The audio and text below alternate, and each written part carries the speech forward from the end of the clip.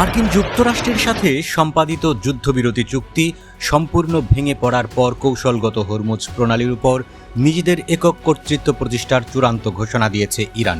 অনুমতি ছাড়া এই আন্তর্জাতিক জলপথ অতিক্রমের চেষ্টা করায় গত 24 ঘণ্টায় দুটি বাণিজ্যিক জাহাজে সতর্কতামূলক গুলিবর্ষণ করেছে ইরানি বাহিনী।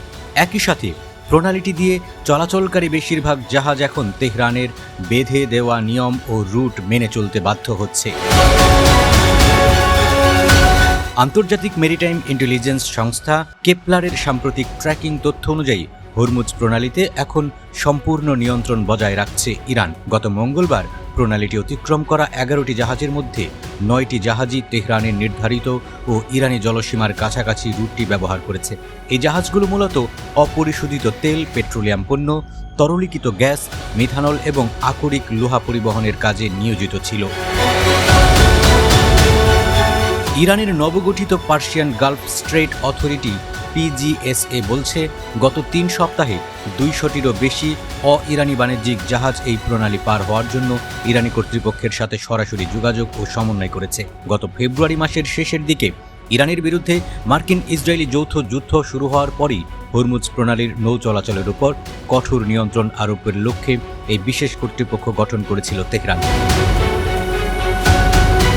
যুক্তরাষ্ট্র ও ইরানের মধ্যকার বর্তমান সংঘাতের মূল কারণ গত 17 জুনের ঐতিহাসিক সমঝোতা স্মারকটি ওয়াশিংটনের পক্ষ থেকে লঙ্ঘন করা। গত 7 জুলাই হঠাৎ করেই ইরানের তেল বিক্রির লাইসেন্স বাতিল করে ওয়াশিংটন। একই সাথে হরমুজ প্রণালীতে বাণিজ্যিক জাহাজে হামলার অজুহাত তুলে ইরানের সামরিক ঘাঁটিতে বিমান হামলা শুরু করে মার্কিন বাহিনী। এরপর গত 8 জুলাই আঙ্কারায় অনুষ্ঠিত নেটো সম্মেলনে ইরানের সাথে যুদ্ধবিরতি শেষ বলে ঘোষণা করেন মার্কিন প্রেসিডেন্ট ডোনাল্ড ট্রাম্প। তবে একটি স্থায়ী চুক্তির জন্য পর্দার আড়ালে আলোচনা চলবে বলেও সমঝোতার পথ খোলা রাখেন মার্কিন প্রেসিডেন্ট। এদিকে জাতিসংঘে নিযুক্ত ইরানের স্থায়ী মিশন ওয়াশিংটনের বিরুদ্ধে এ পর্যন্ত অন্তত 42টি চুক্তি লঙ্ঘনের ঘটনার রেকর্ড করেছে। ইরানের পররাষ্ট্র মন্ত্রণালয় বলছে, যুক্তরাষ্ট্রের এই বিমান হামলাগুলো সমঝোতা স্মারকের প্রথম অনুচ্ছেদের স্পষ্ট লঙ্ঘন। এরপর তেহরানও আনুষ্ঠানিকভাবে ঘোষণা করেছে যে তারা আর এই সমঝোতা স্মারকের কোনো শর্ত মানতে বাধ্য নয়।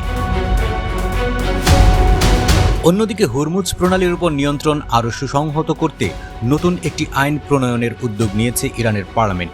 প্রস্তাবিত আইনে এই কৌশলগত নৌপথের পরিচালনা ও নিয়ন্ত্রণের জন্য একটি স্থায়ী আইনি কাঠামো গড়ে তোলার পরিকল্পনা রয়েছে। তেহরান বলছে, আন্তর্জাতিক চাপ সত্ত্বেও হরমুজ প্রণালীর উপর নিজেদের কর্তৃত্ব বজায় রাখতে তারা দৃঢ় প্রতিজ্ঞ।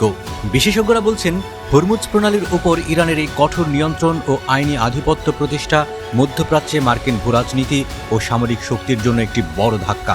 বৈশ্বিক জ্বালানি ট্রানজিটের প্রধানতম চাবিকাঠি নিয়ন্ত্রণ করে তেহরান এখন পশ্চিমাদের উপর চরম অর্থনৈতিক চাপ তৈরি করেছে। এর ফলে কোনো বড় যুদ্ধ ছাড়াই ইরান আন্তর্জাতিক জ্বালানি বাজারে নিজেদের আধিপত্য প্রমাণ করেছে। বিষয়টি ওয়াশিংটনকে শেষ পর্যন্ত তেহরানের শর্ত মেনেই পুনরায় সমঝোতার টেবিলে ফিরতে বাধ্য করতে পারে বলে মনে করছেন তারা।